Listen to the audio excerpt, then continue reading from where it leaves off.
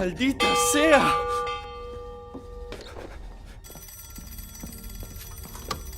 ¿Está Duhovne ahí? Sí, ¿qué sucede? ¡El dólar se dispara! Entendido.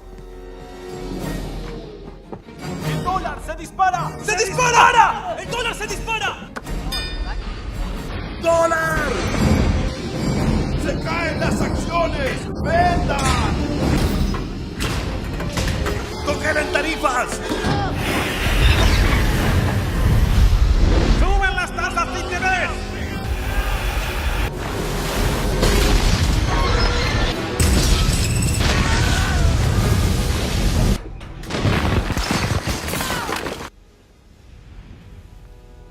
Convoca al gabinete. Sí, señor. La inflación Viene creciendo sin tregua, capitán. empezó en enero, empeoró en marzo y abril será peor. Es correcto, señor. ¿Cuándo la bajaremos, maldición? Tal vez sea en mayo. 2.9 en enero. Febrero fue 3.8, marzo 4.7% y todo hace pensar que seguirá creciendo mes a mes. No para. Las tasas. Subamos las tasas. Las tasas las subimos, pero ya no sirven. Y aunque ayude el FMI, el riesgo país sube. Pero la cosecha es récord. Aunque usted no lo crea, señor, no es suficiente. Nos hundimos. Y los precios suben.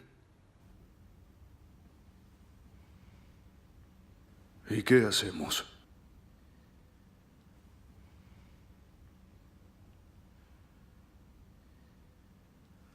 No sé, pero va a ganar Cristina.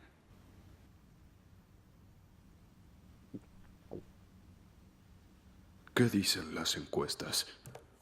Perdemos por 9 puntos en balotaje.